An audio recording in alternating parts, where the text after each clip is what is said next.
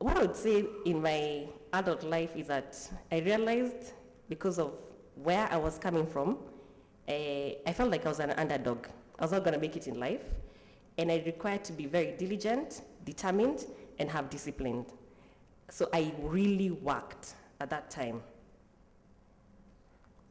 So, graduated from campus, and I'm job hunting. So I got a very nice job. I was earning 25,000. That was good money.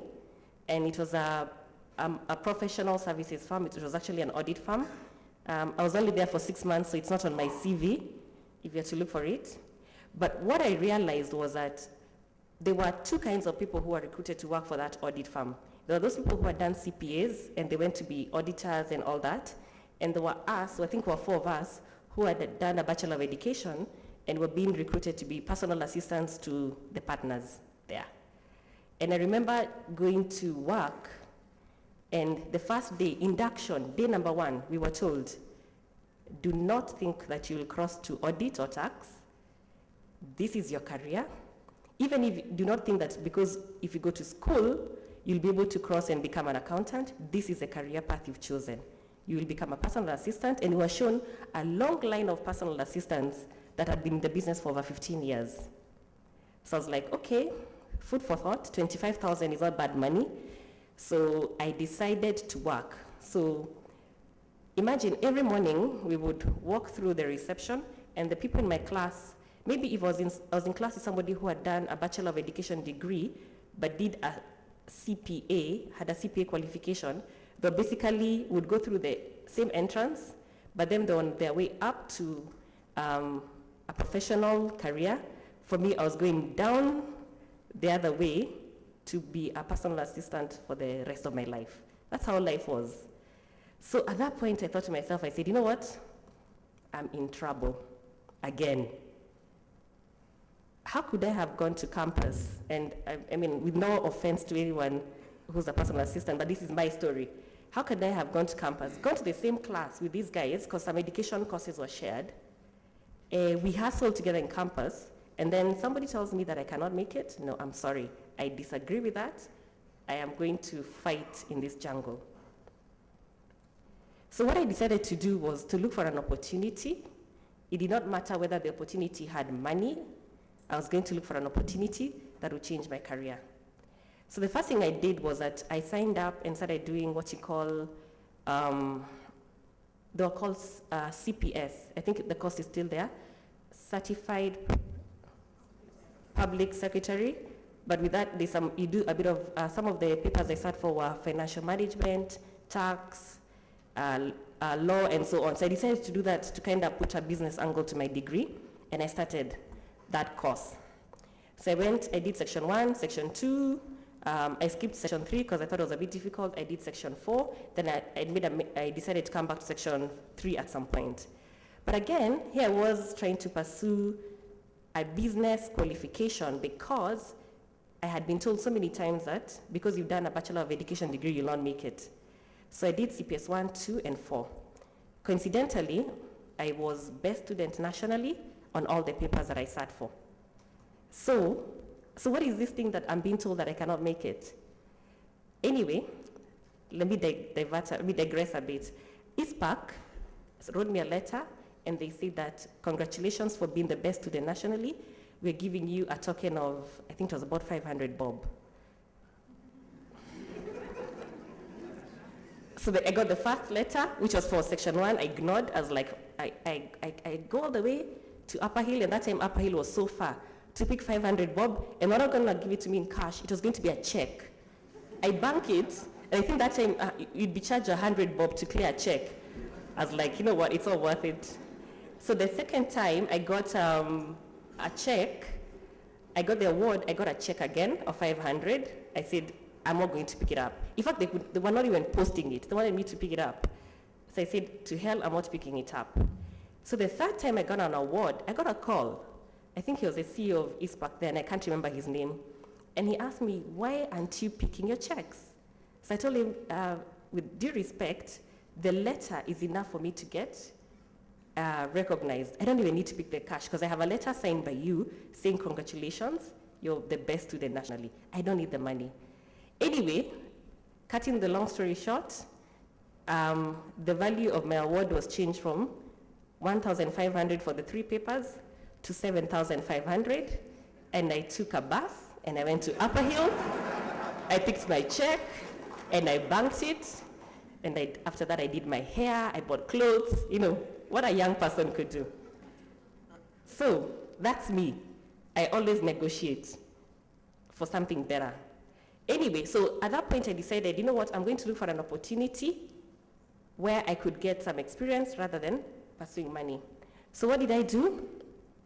I had a friend who used to work for a company called SBU Research, and she used to tell me there's so many people from campus who come here, we give them jobs, why don't you try it out? So I told my parents I was quitting my job and I needed them to subsidize my lifestyle, and they said fine. And I used to work at the supermarket and also work at SBU Research, and I worked there for 9 months. I was a field interviewer. So when I say that we go to the field, I know what it means to go to the field as a researcher. Then over and above that, what happens as a field interviewer, you do field work for 3 or 4 days. When the project is over, you have some time where you're not busy, and then you wait to be called again. What I did was that when I was free, I requested that I volunteer at SBU Research and work for a small fee. And I used to be paid 250 Kenya shillings per day. So if I worked for 10 days, I would get 2,500. If I worked at the supermarket for 10 days, I would get 10,000. But I decided this is a career this was more interesting, and I worked there for a small fee. But one of the key things that was an advantage for me is that I take very good notes, handwritten. And when we used to have what you call focus group discussions, my role was to take notes, and then the notes would be given to the typist, and the typist would type them, and then they would be given to the people writing the report. But the people writing the report realized that my handwriting was so good, they didn't have to wait for the stuff to be typed. They'd actually be able to write a report using my notes. So I got a lot of that. I used to take a lot of notes. Then at one point, I was assigned to work with the managing director of SBU Research then. She was doing a very sensitive study. It was a study with, it was an employee satisfaction study, but the study required that focus groups were done with staff, and the staff members refused to be recorded. Meaning that once the group was over, there was no way of coming to recheck what the respondents had said. So they had to look for somebody who could take good notes. So if you take good notes, it's a very good skill. So I used to take notes, I would write them, and then I would give them to her, and then she'd write the report. So at some point I asked her, could I please help you write the report? Okay, she said, fine, you give it a try. And I really did my best. And when I gave her my first version of the summary for a group, she was impressed, and I was co-opted to work with her in the report writing. However, my salary did not increase because my notes were better, or my task had changed. I was still earning 250 Kenya shillings, not for note taking, but for writing summaries and report writing. But I did not complain. For me, I was desperate. Please remember that in my mind, I'm thinking of the jungle, 1,000 education students. How many people graduated with BCom? Engineering, there was no way I was going to survive. So I said, you know what? I don't give a damn, I will take the 250. And we wrote the report, So what I would say is that, and I always tell young people, if you look for opportunities to do much more than what you're required, you could actually find that this is the thing that will make or break your career. And this was actually the career breaker for me. So my next life was with Mr. Stedman. That's Roger Stedman, the founder of the Stedman Group, which then became Synovate, which is now Ipsos. So I met Roger Stedman. So what happened was I put in my CV with preferred personnel, and preferred personnel then shortlisted me for an interview with the Stedman Group then.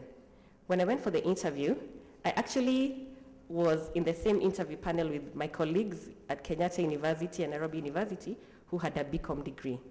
And here I was with my education degree. So I was like, okay, now let me tell you the best thing that happened. We were given an aptitude test, and the aptitude test was that you were given some transcript of a focus discussion, and we were asked to prepare a summary report. I mean, that was a walkover for me. I was looking at these becomes sweating. I did my paper, and I was done. And I walked out knowing that I had gotten that job. So when I got a call from the organization, I was excited because I knew this was it. And that's how I joined Stedman. When I joined Stedman, I worked in our Nairobi office for 6 months, and then a position fell vacant in Uganda. Now, here's a conversation I overheard.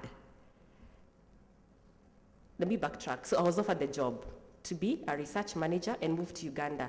I've only been at Stedman for 6 months, and I've been offered a job to go to Uganda 6 months later to head the research unit there. So I said, wow, this is fantastic. So I was ready to pack my bags, and the day before I was supposed to travel to Uganda, I was going to the HR manager's office to pick my appointment letter, and before I opened the door, I don't know, something told me to pause. So I stood outside the door, and I could hear the conversation in the HR manager's office, and I had, let me not say their names, I had the senior managers talking about me. And the discussion was that, should we send her to Uganda? But she didn't have experience. Then somebody said, you know what, we've got nobody to send. None of the senior managers wants to go because they have families. Let's take a risk. If she fails, we'll bring her back, and we'll send somebody. We'll have gotten time to recruit somebody. So imagine, I was excited, and then this is a conversation you overhear. So let me talk about my early Stedman days. You see, maybe I'm still an underdog. My salary moved from 25K, I'm an expatriate, it's gone to 40K only. I'm an expatriate, but let's move on. So, I used to work, when I went to Uganda, I worked very hard. I used to be in the office by 6 a.m., and I would work up to 9 p.m. That was every day. I did that every day. I also had a mentor in Nairobi. She was then the research director. I think would have calls every day on what I needed to do. And by the time I was 29, I had become country manager. What happened is that in my first year of being in Uganda, the business grew by 35%. The second year, the business grew by 33%. The third year, by 30%. My salary was also growing at a higher pace. So after the first year, when I came to Nairobi for my appraisal, everyone said, you surprised all of us. What drove you? I said, no, I'm just passionate about the job. I didn't tell them that I had overheard them planning to exit me from Uganda. And that's how I made it. But over and above that, I was in Uganda for 5 years. For those who know Uganda, it's a very small village. In the morning, you have a meeting with the client in the morning. You go for lunch at a restaurant, you meet the same client. You go to the supermarket before you go home to buy milk and bread, you meet the same client. I mean, it's a very small community. On Saturday and Sunday, when you're going to church or parties, you still meet the same people. So I felt it was a very small environment. And I then decided to identify people that I was going to train, and I decided I was going to get myself out of this job. So I trained somebody or people who were able to take up my job, and at some point I called my boss in Nairobi and I told him, you know what, I'm done with Uganda and I want to come back. And my boss said, sorry, I don't have a job for you. So I said, okay, fine, I've done my part here. In 6 months, if you don't have somebody here, I'm actually quitting. I'm going to come to Nairobi and I'm going to hustle. I've done it before. Anyway, they got me a job in Nairobi, and I came to Nairobi. So I think if you decide failure is not an option for you, then you will succeed. For me, one of the things I say, failure is not in my vocabulary. If people say I cannot make it, that is enough to motivate me to make it.